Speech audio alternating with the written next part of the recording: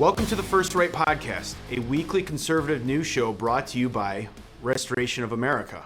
I'm Jerry Ewalt, Chief Marketing Officer of Restoration of America. Today, we are blessed to have Kevin Tober, one of the more prominent media analysts in America. Kevin works for NewsBusters, which is a go-to website that deconstructs liberal media bias as it happens. Kevin, welcome to the show. Thanks for having me. Yeah, no, it's an honor for us. And Kevin, before we get into the meat of the interview, I want to know about you. Tell us about who you are, where you came from, and how you got to NewsBusters. Oh yeah, well, again, thanks for having me. I've always been a big fan of conservative talk radio and Fox News. So when I was a teenager and I was in college, listening to like the greats like Rush Limbaugh, Sean Hannity, Mark Levin, learning from them and looking up to them, and they kind of inspired me to want to work in conservative media. So they've kind of always preached about how important it is for how important it is for conservatives to go into conservative media or into any media and try to take over these institutions. They preached about how important that is, and so yeah, that kind of inspired me to want to pursue a career in media, as being a big consumer of the outlets. So during college, I wrote for a couple local conservative blogs. One of them's Save Jersey blog out of my home state of New Jersey. So I kind of experienced doing it and then that kind of steamrolled into freelancing for the Daily Caller, which I kind of do still time to time when I'm not busy with my full-time job at NewsBusters. After college, and then I went and landed an internship at NewsBusters, where I eventually got a full-time job there, as where I am today as I'm the sole evening news analyst for NewsBusters. So what I do day to day is, I get in, I kind of look at what's kind of going on throughout the day, what are the important stories, what should be covered, how it should be covered, and then I'll watch ABC World News Tonight, CBS Evening News, NBC Nightly News. So I'll usually write up a story about that, how they cover it, if they don't cover it, kind of bias by omission or commission, as we usually say at NewsBusters and MRC. So I'll have that up by 9, then I'll go over and look at any of the craziness that's kind of festering over at CNN and MSNBC, which is always a lot there. Of course, it's kind of the kind of job is finding what isn't bias is really over on that side. So that's, again, it's a lot of fun. I love my job, but sometimes I think I need hazard pay for having to watch all that stuff every day. Yeah, I was just going to say, like, you definitely have some job security. There's no lack of things for you to be doing right now with what's going on in the media today. So. Oh yeah, definitely.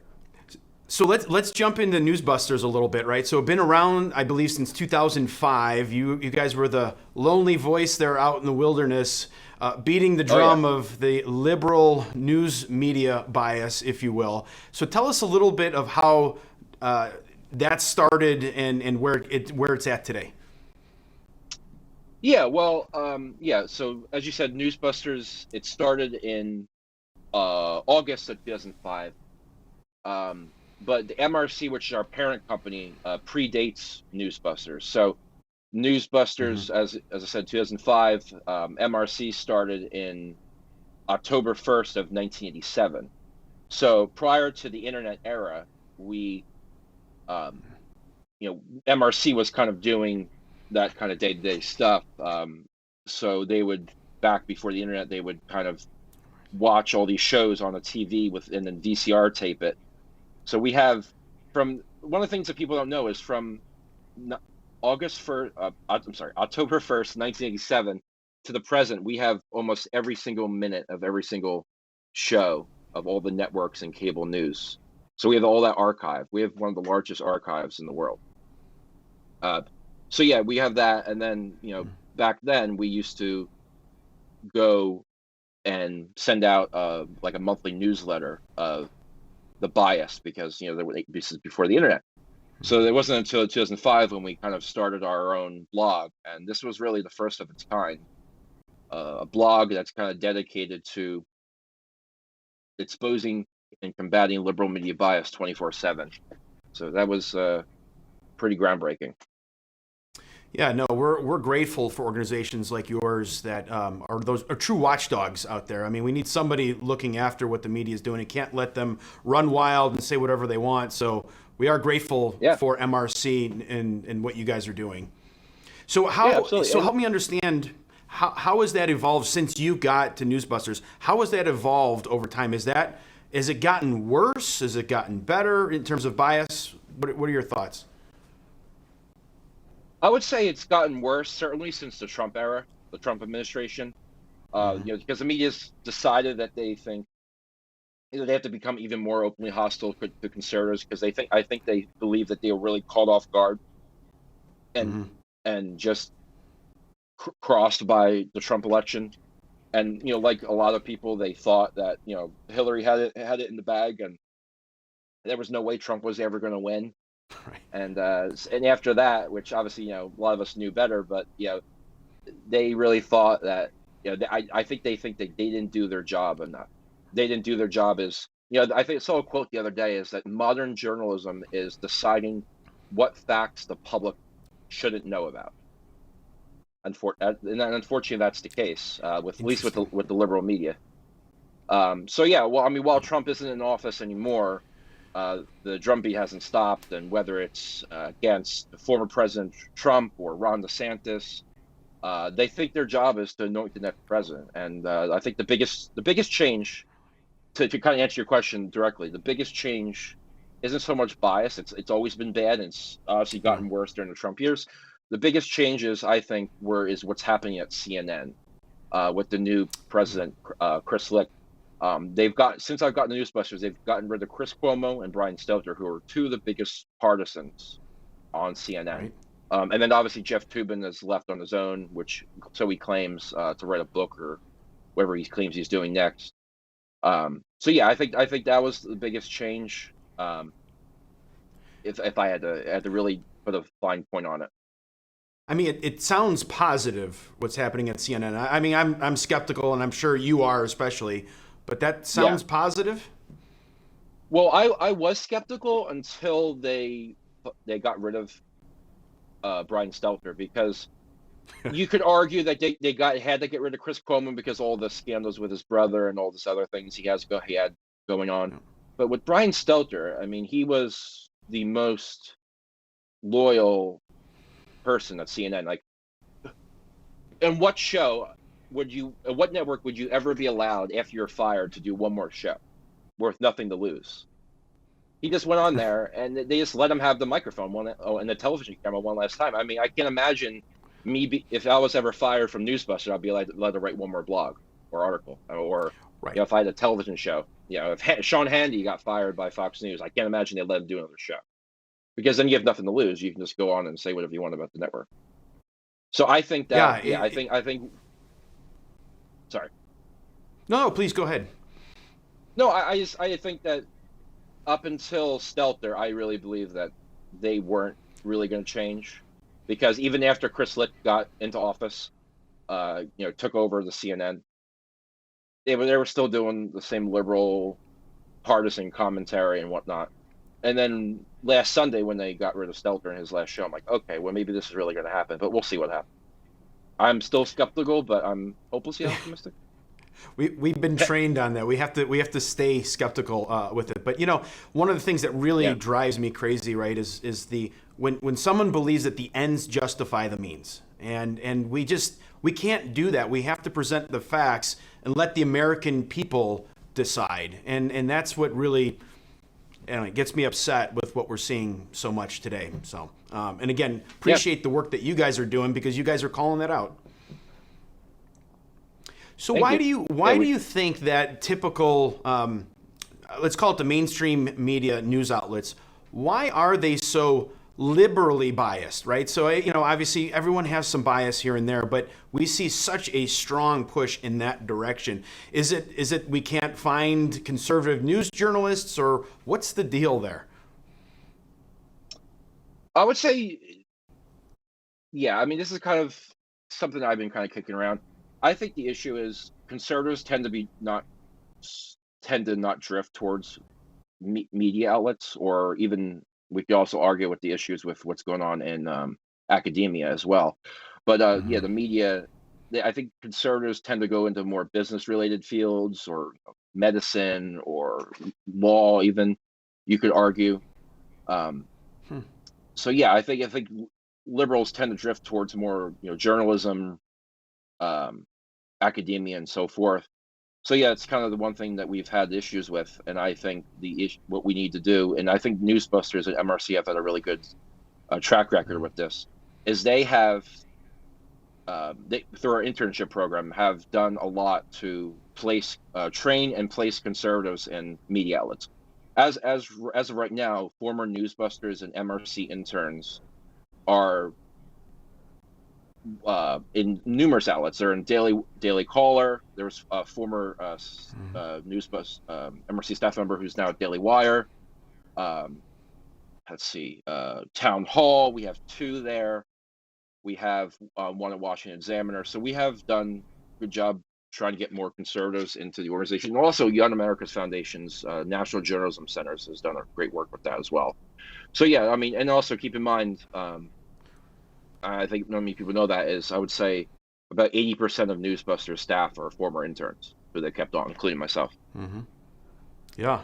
No, we see that changing, right? It's interesting. We had Dwight Chapin, a longtime aide to Richard Nixon, on our Yep. program recently, and he talked about the changes in media, and if Nixon would have been around today, he believes strongly that Nixon wouldn't have been driven from office based on all the alternatives, right? You talked about the advent of the internet and how that's changing things. So with that, we do see some changes, and so he also mentioned that he believes this is a net positive for conservatives and for Americans out there, that there's more voices out there. Do you agree with that?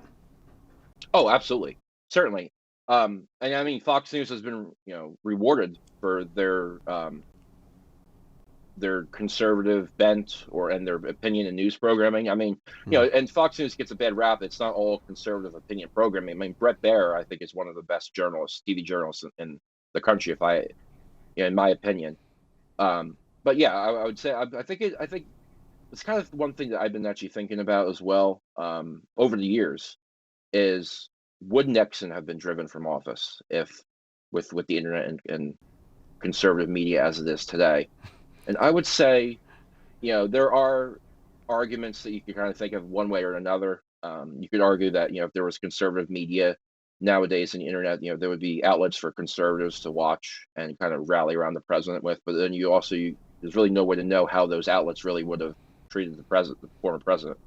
I mean, you could argue that, there have been, other presidents have done worse things than what Nixon did. I'm not to excuse him, but, you know, yeah, I mean, I definitely think the competition and everything has been really positive. I mean, it's always good to have people have more choices and more outlets. The fact that Fox News has only been around since 1996 is, we've gone so many years without a conservative outlet. I mean, conservatives had nothing up until, the 80s, when we had a Rush Limbaugh on the radio, and then prior to that, National Review magazine. That was pretty much it for us. Um, but Fox News has definitely been successful, because they put on entertaining shows, and they do real journalism and whatnot. I saw the other day, yesterday, I believe, that Fox News had 18 of the top 20 shows in the was it the 25 to 54 demographic, which Hmm. is the key demographic for It's huge. advertisers. So they're doing really well. It's not just the stereotype is old baby boomers watching Fox News. That's not true. I mean, 18 of the top 20 shows on all cable have all been Fox News as of Monday. That's the most recent ratings that came out. That's huge. So Well, you respect your audience and be entertaining and informative, and people will watch. yeah, and that's encouraging, right? Not to say that Fox News is perfect. No one's saying that. But at the end of the day, we do need another voice. We need we always want to hold our leaders accountable for what they're doing, but we also want to give the facts, right? Allow the American people to paint that picture, and it's good to see conservative media, whether it's Fox News or all these alternative medias that are popping up, that at least gives us the other side of the story so that we understand and make our own decision. Yeah, absolutely. It's important. So with that said, right, so how, based on all your experience, how could the average American citizen really look into news and get it in a way that is unbiased, whether it's conservative or liberal? What's the best way they can do to get to the facts so they can make up their own mind? I would say is to watch both sides. So if you want to watch Fox News, maybe watch an hour of MSNBC if you can stomach it, or CNN, or if you read the Wall Street Journal, or if you read the Washington Times, read the Washington Post, kind of both sides, because Washington Post is liberal and Washington Times is more conservative leaning. You kind of get, because no matter how, and it's kind of human nature. Sometimes no one's perfect. If even conservative reporters and the New York at the Washington Times, there may be some things that they leave out or don't get to, or you only have so much space to write an article. You read an article about, say, the inflation numbers on the Washington Times, and then read it on the Washington Post and kind of get a bigger picture of kind of both sides, if you will. But I think if you find out really good reputable sources, you kind of stick to both. So take the time to look at the story from multiple angles, right? Makes a lot of sense. It takes a lot of time to do that. So people are so busy. And I know. What can they do to really kind of maybe get to the point? Is that something NewsBusters can help with when you're in a short period of time, or what can you do? Because I agree, you want to mix that up, no doubt. But sometimes you need to get right to it. And how do you get the truth quickly? Well, yeah, I would say NewsBusters definitely. I mean, if you're watching an outlet and you think their coverage is good, I mean, check out NewsBusters, because we're the ones that are watching this 24/7 as our job, and we will call out if they don't. For instance, yesterday I wrote a piece on ABC and CBS finally reporting on Paul Pelosi's DUI charges. He was arrested. I believe it was May 28th. 28th. He was arrested for DUI, and the ABC and CBS, at least in the evening, prime time, their two shows in the evening, they have not covered it up until last night. And NBC News in the evening has still not, yes, as of yesterday. So if you're watching those networks, I mean, if you watch ABC and CBS as your only news, you were just informed of Paul Pelosi's arrest yesterday when it happened in May. Right. I mean, this is so. Yeah, I mean, I think there are also really good news aggregators out there that you can websites. There's a Bongino report that kind of looks at like all different outlets. Drudge Report. I mean, they've gone really left now. It looks like, but between those two, I think I'm on those all day, every day. There's also another it's called it's another outlet that's another different kinds of news aggregators that you can just take a look at. I think that would be the best way to kind of get all the different sources, because they throw everything together for you, regardless of if it's a conservative paper, it's a liberal paper. I mean, everything together. Yeah, no, I think those are all great sources, and we at Restoration America, we try to do this as well with First Right, right? So you can subscribe to First Right, and you'll get that aggregation every day in your inbox. So I agree. I mean, it helps us kind of sort through what's going on, because I do like to look at both sides. It is important that we do that. I just know realistically, not everyone has the time to do it all the time. I mean, that's your job 24 hours a day, pretty much. And I get it. Yeah. We appreciate you doing that for us. So it's really a mix, a combination, if you will. Yeah. So absolutely. So Kevin, anything else you want to share with our audience? Yeah, I would say, check out NewsBusters. That's we've been going strong since 2005. We have stuff up every night, every day, all day long. it's really important, because unfortunately the media, if you're an average person, you're only watching, Good Morning America for half an hour in the morning. That's all you get, and maybe a half hour World News Tonight in the evening. You're not getting the full story, and it's important to know what they're not covering, because if that's all you watch, you don't know they're not covering. And I think that's one of the things that we do, that me especially, is what annoys me the most, is the bias by omission. Because if they're outright biased and just attacking the former president, or going after Republicans on abortion or whatever, since it seems the biggest topic for us lately, it's kind of obvious when they're being biased outright. But if you don't know what they're not reporting if you don't follow this stuff 24/7, and that's the biggest thing that you have to really look out for. Like, what aren't they telling you? So that's what I would say. And not even just NewsBusters, just follow the news. Like, be really, it's important as a good citizen to, be informed. Be informed, exactly.